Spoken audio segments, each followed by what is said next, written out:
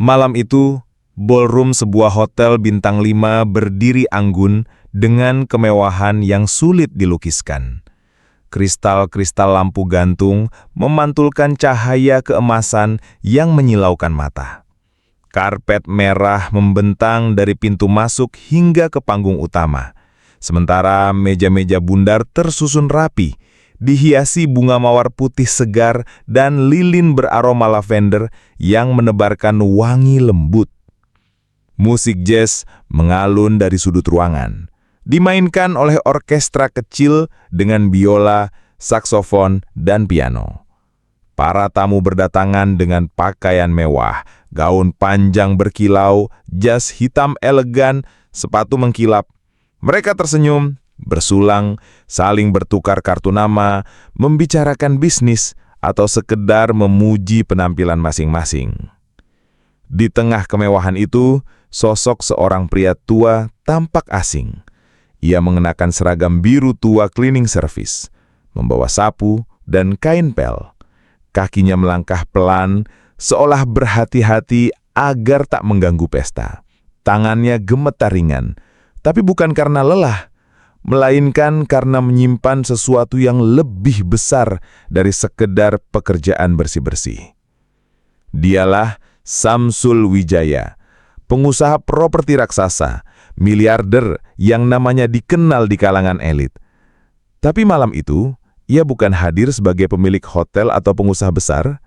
Ia hadir sebagai tukang bersih-bersih, menyamar untuk menguji menantunya, Arman. Arman adalah suami Ratna, putri sematawayang Samsul. Sejak menikah, Ratna sering melihat sisi gelap dari suaminya, sifat sombong, kasar, dan suka merendahkan orang yang dianggapnya di bawah. Di depan orang kaya, Arman ramah dan penuh senyum. Tapi di hadapan pelayan, supir, atau tukang kebersihan, ia sering melempar hinaan. Ratna berulang kali mencoba menasehati.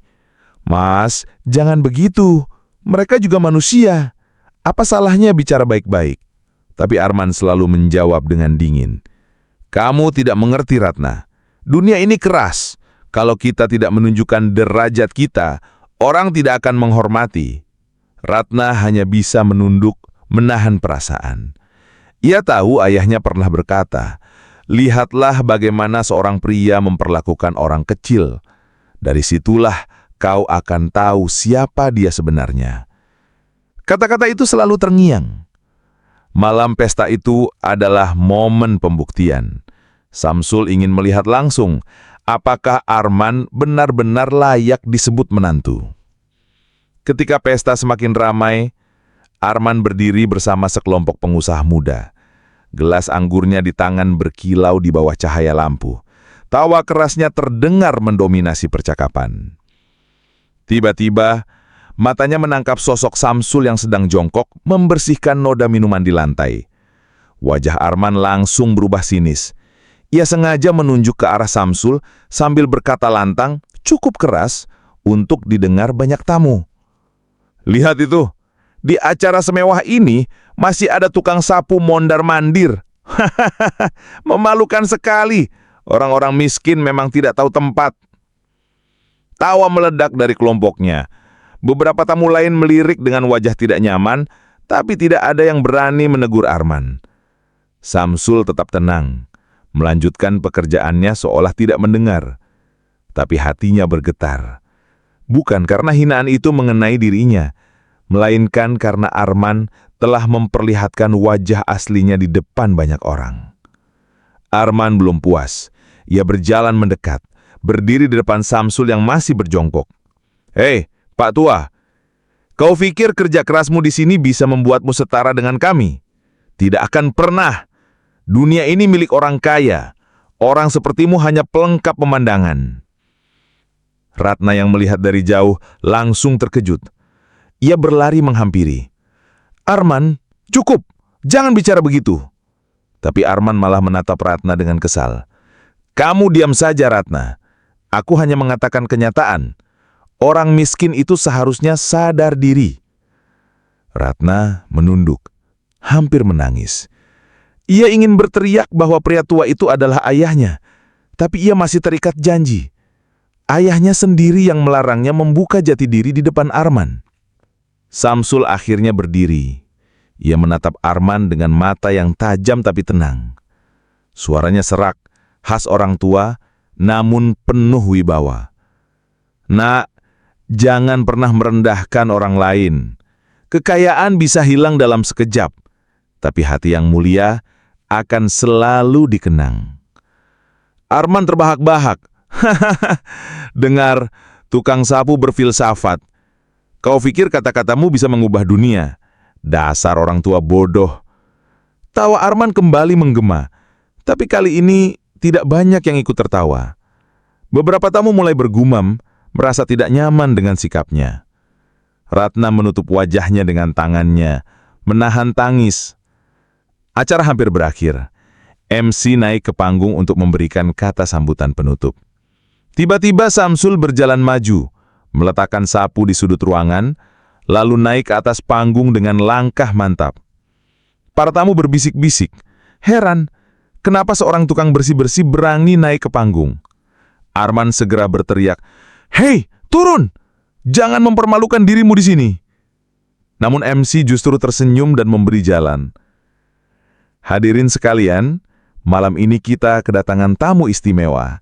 Beliau adalah pemilik hotel megah ini, pengusaha besar yang sudah berpuluh tahun membangun negeri ini. Mari kita sambut Bapak Samsul Wijaya. Ruangan mendadak hening.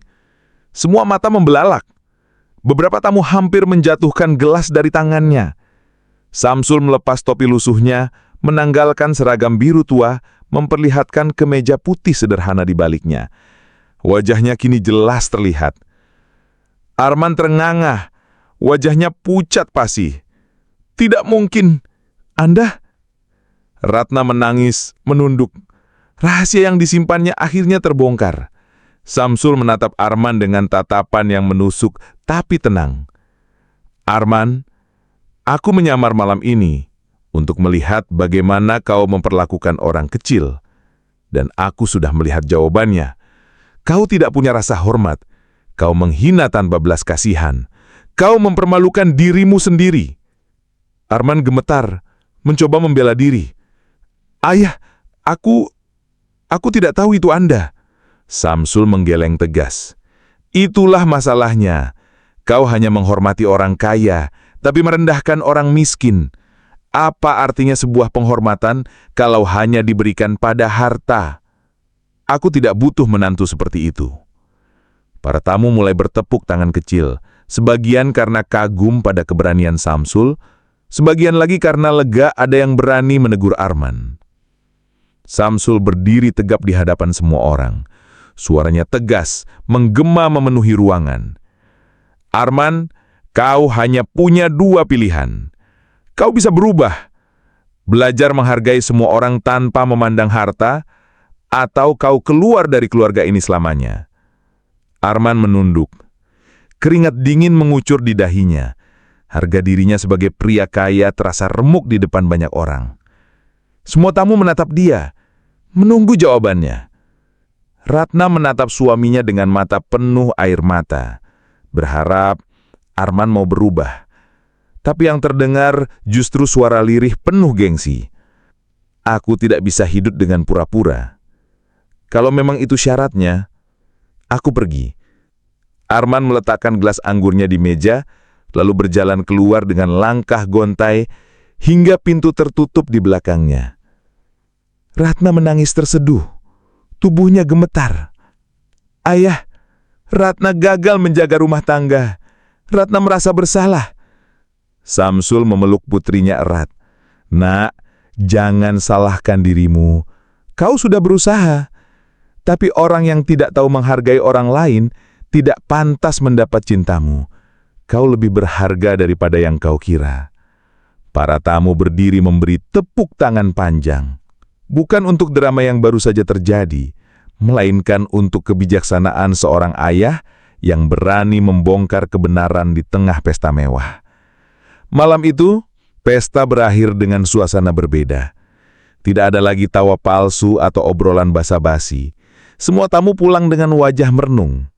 Samsul membuktikan bahwa harta bukan ukuran sejati manusia. Dari balik seragam tukang bersih, ia memperlihatkan bahwa nilai seseorang diukur dari cara memperlakukan orang lain. Ratna, meski hatinya hancur, akhirnya sadar, cinta sejati tidak pernah datang dari orang yang merendahkan sesama. Dan Arman, yang memilih meninggalkan pesta, kini harus belajar bahwa kesombongan hanya akan menjerumuskannya ke dalam kehancuran.